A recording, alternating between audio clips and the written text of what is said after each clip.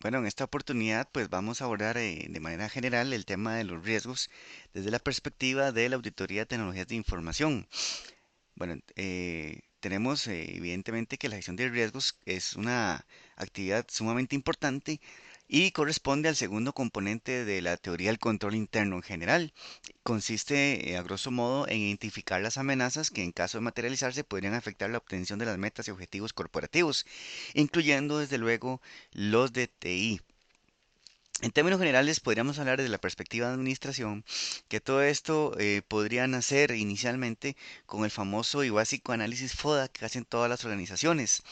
En este caso, la administración debe prestar atención especial al tema de las debilidades, pero sobre todo al tema de las amenazas, puesto que estas amenazas, en caso de que se llegaran a materializar y ya no fuera amenaza, sino un hecho, podrían afectar severamente todos los objetivos de la empresa, inclusive los objetivos que persigue el control interno como tal.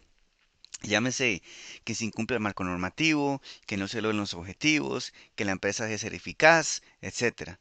Entonces, la administración debe estar haciendo un análisis constante, es un ejercicio continuo, de hecho nunca va a estar finalizado, analizando todas aquellas situaciones hipotéticas que podrían darse, sea en el corto plazo o en el largo plazo, y empezar a analizar todas las aristas que tenga cada una de estas amenazas e idear planes para tratar de que estas situaciones, en caso de que se llegaran a dar, pues afecten lo menos posible a la empresa.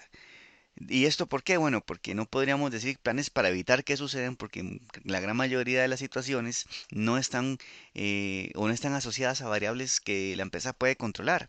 Es decir, hay una serie de situaciones o amenazas que no tenemos control sobre ellas. Pongamos un ejemplo muy sencillo. En el caso de un terremoto.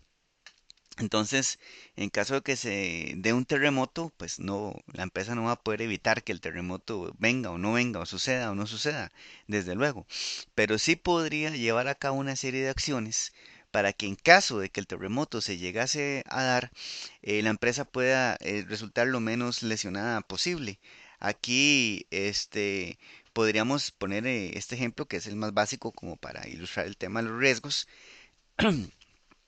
Podríamos hablar de una serie de medidas importantes como primero el tema de cómo evacuar a los funcionarios, a los empleados o a los clientes, tener luces de emergencia, tener escaleras de emergencia, tener extintores instalados o inclusive alarmas contra el fuego.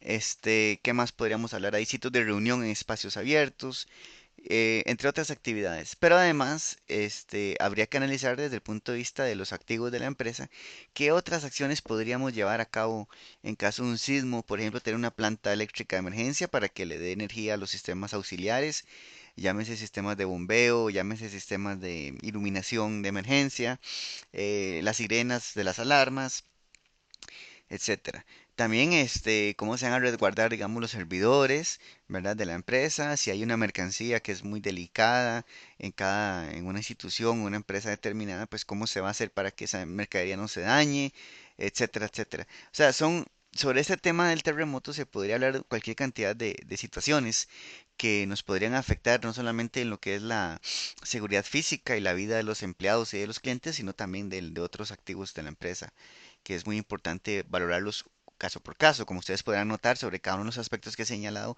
podemos hablar de bastantes minutos y no horas sobre cómo se podría atender adecuadamente la emergencia en caso de que se dé. Y además, no solamente tiene que ver con el tema de contar con todos las medidas que hemos hablado, sino con un plan de cómo utilizar los extintores, de cómo evacuar usando las gradas de emergencia, de cómo llegar en el menor tiempo posible al sitio de reunión, cómo evacuar el edificio en la cantidad de tiempo, eh, la menor cantidad de tiempo posible, entre otros aspectos. Porque no solamente, como sucede en algunas instituciones o empresas, es contar con todos los dispositivos y no se gana mucho si nadie sabe cómo utilizarlos o nadie sabe cuál es el papel que debe jugar en el caso de que se dé esta emergencia. Pues así sucede con el tema de la gestión de riesgos. No solamente poner, pongamos aquí, pongamos allá, sino cómo se va a usar y estar afinando ese plan constantemente, estarlo probando. En este caso sería un simulacro, ¿verdad? Cada rato para que la gente tenga claro cómo tiene que reaccionar en el caso de que se dé la situación, en este caso el terremoto.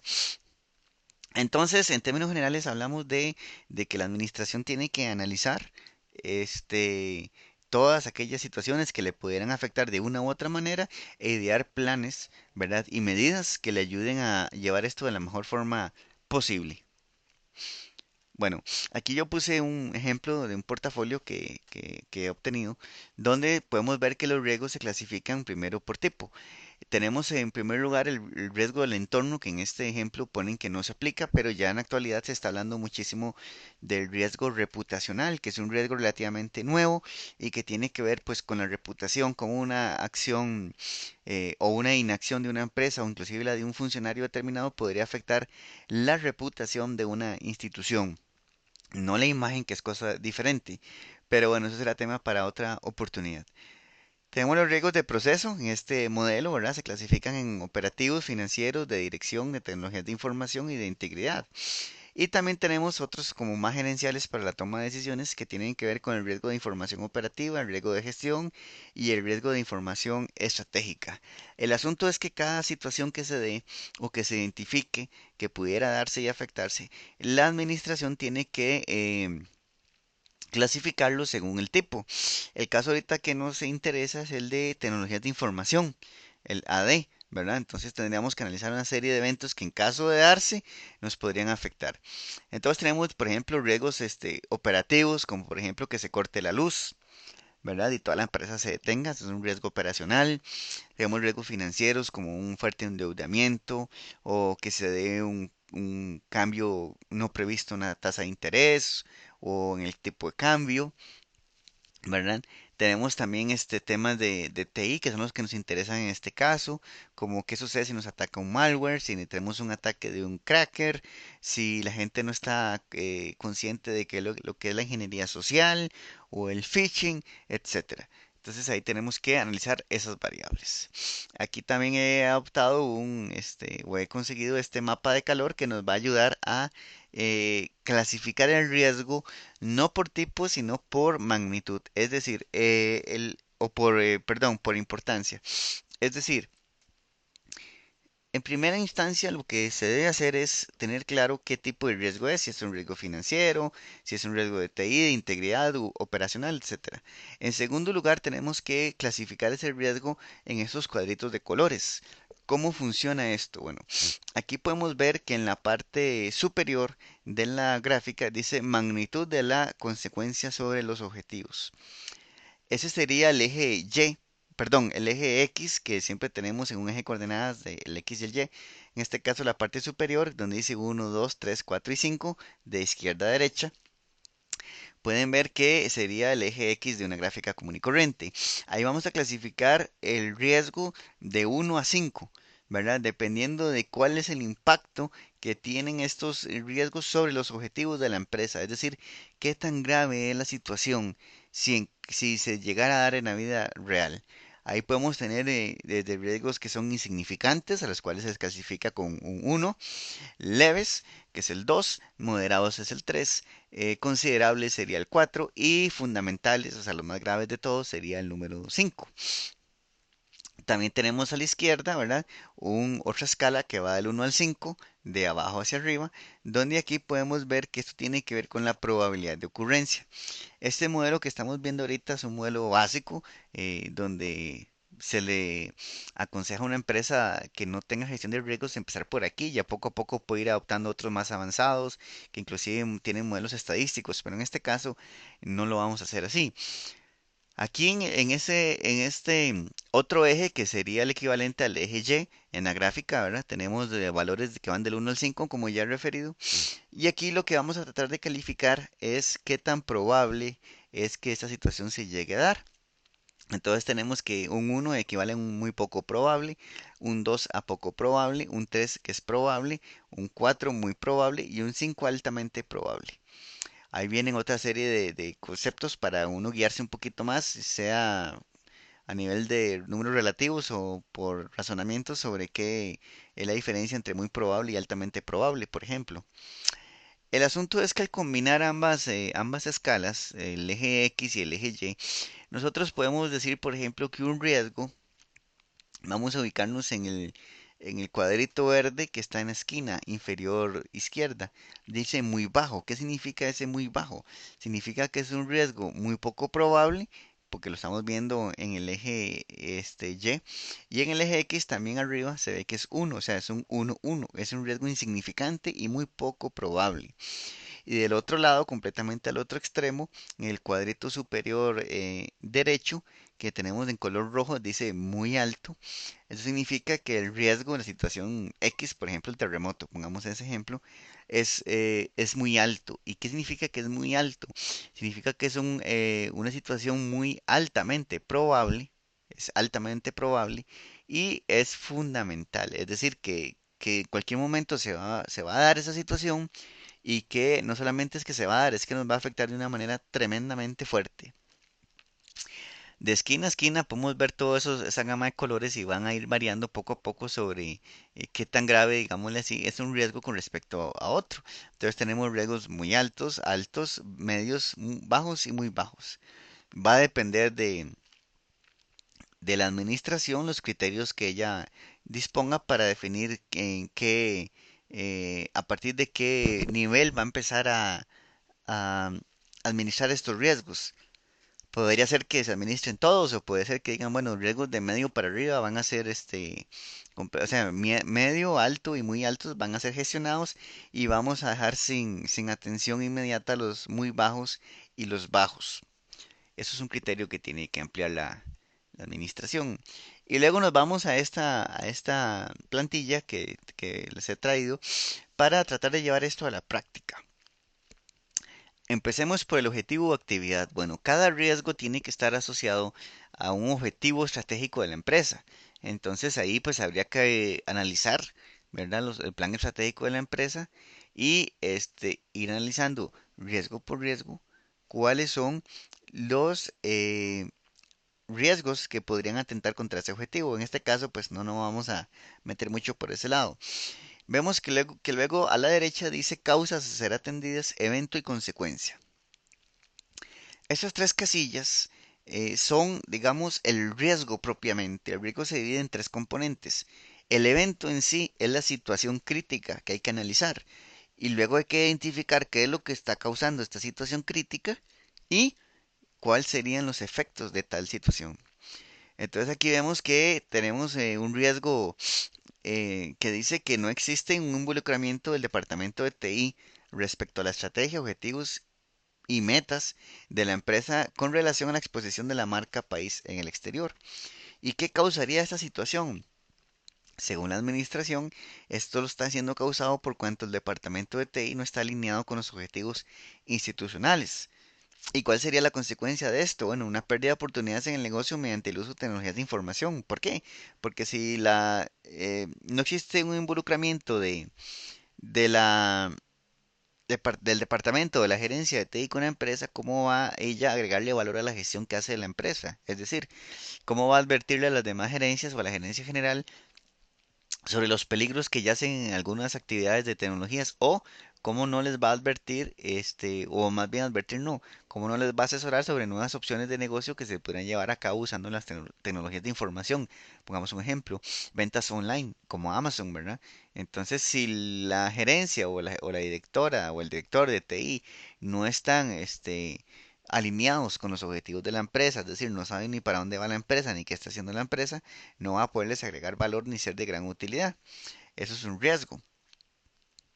Y según el portafolio es un riesgo de gestión, porque a pesar de que está hablando del riesgo de TI, gestión sería administrativo en este caso. Entonces, a pesar de que se está hablando de la dirección de TI, ciertamente aquí lo que hay es una deficiencia administrativa, porque la gerencia de TI no está actuando de acuerdo, digamos, a las sanas prácticas y el control interno. Entonces, ahí lo que ocupamos es que el gerente sea más eficiente, más diligente, ¿verdad? En sus labores. La administración ha catalogado este riesgo como alto, ¿verdad? Según el mapa de calor que vimos en la anterior filmina, ¿verdad? Siendo este 4 el eje Y y 3 el eje X. Y tenemos que no hay medidas existentes. En algunas oportunidades la institución pudo haber escrito ahí que ya tienen ciertas medidas para tratar de combatir este riesgo, pero en este caso pues no tiene ninguna. Entonces, el riesgo residual pues va a mantenerse alto, ¿verdad? Si como les digo, la empresa hubiera escrito alguna medida ahí, habría que analizar el impacto que tendría esa medida, digamos, qué tan eficiente, qué tan fuerte es esa medida, para bajarle un poquito el nivel de riesgo que teníamos al principio. Entonces podría haber pasado, por ejemplo, de alto a medio, por poner un caso, pero en este caso, valga la redundancia, no lo tenemos así. Evidentemente, al no haber medidas existentes, pues el riesgo inherente pues se mantiene igual, alto 4.3. Análisis costo-beneficio, ya estamos en la parte de abajo, vemos que es negativo. Esto sucede cuando el riesgo no ha sido atacado y se mantiene en el mismo nivel o incluso se ha incrementado. Si el riesgo no ha bajado, en este caso estamos en alto, no ha bajado a a un nivel inferior, como muy bajo o bajo, medio, entonces mantenemos el nivel negativo. Si el riesgo se mantiene en alto, como sucedió aquí, o inclusive incrementó a muy alto, mantenemos el negativo. Si se da este cambio a un nivel inferior, le tendríamos un impacto positivo, pero no es el caso. ¿Se acepta el riesgo? Bueno, evidentemente que no, porque no se ha hecho nada al respecto. Entonces, aquí es donde el equipo gerencial que está tratando y desarrollando la gestión de riesgos, va a desarrollar una propuesta para estos riesgos no aceptados. En este ejemplo habla de incluir la planificación en la planificación de TI, la identificación proactiva de las necesidades y oportunidades de negocios apalancadas por las tecnologías de información. Y según ellos, con esto ya el riesgo va a pasar de alto a bajo. Entonces, ¿se acepta la medida? La administración ha dicho que sí. Y ahí se pone para cuándo va a implementarla y quién es el responsable de esta medida. Es importante aclarar que esta gestión de riesgos la lleva a cabo la administración y nunca el auditor. El auditor únicamente va a pedir esta, por ejemplo, esta plantilla y va a empezar a analizar si el riesgo está bien planteado, si las medidas que se han propuesto por la misma administración son acordes a la situación que se ha descrito y identificado por ellos mismos, es decir, si hay coherencia entre lo que se está hablando o no. Y también ver y analizar ya los resultados reales de la ejecución, es decir, si ellos han hecho lo que dijeron que iban a hacer y si realmente con lo que se ha hecho el riesgo fue administrado, es decir, el riesgo fue minimizado un poco. El riesgo nunca va a ser cero, o sea, no va a desaparecer, pero hay que tratar de irle bajando el nivel a la menor cantidad posible. Entonces es importante tener esta aclaración y también es muy importante hacer la diferencia entre esta gestión de riesgos que tiene que ver con el segundo componente del control interno y por aparte el riesgo de auditoría, que es completamente otra cosa. Recordemos que el riesgo de auditoría tiene que ver con, en términos generales, con la probabilidad de que un auditor se equivoque a la hora de emitir un criterio en un informe, en un dictamen, etcétera. El riesgo de auditoría está dividido en tres. El riesgo inherente, que ya tiene que ver con el riesgo que ya está dado en ciertas situaciones, o en el caso perdón, de las NIAs habla de las cuentas contables que ya están, que son peligrosas por sí solas, que son complicadas, como por ejemplo el efectivo, ¿verdad? Ya es susceptible a que haya problemas por sí solo. Tenemos también el riesgo de control, que tiene que ver con la efectividad que tiene el sistema de control interno que ha implementado la empresa. Y el riesgo de detección, que es el que ya está por parte del auditor, tiene que ver con la probabilidad de que los métodos utilizados por la auditoría no detecten, ¿verdad? Situaciones que sean de importancia relativa. De estos tres, recordemos que el riesgo inherente y el riesgo de control son de la administración y el riesgo de detección sí es responsabilidad del auditor. Estos tres amigos, ¿verdad? Se juntan y forman el riesgo de auditoría. Eso es un pequeño repaso, pero eso no tiene nada que ver con la gestión de riesgos que estamos hablando en este instante. Son dos temas separados. Bueno, aquí tenemos otro ejemplo donde vemos que el evento dice que el personal especializado, interdisciplinario de diferentes áreas del servicio institucional no son inducidos. O sea, la gente no es inducida. ¿Y por qué no es inducida? Porque no se está alineando todo el personal nuevo y permanente con los objetivos institucionales. Eso es un problema. ¿Y qué consecuencia puede tener?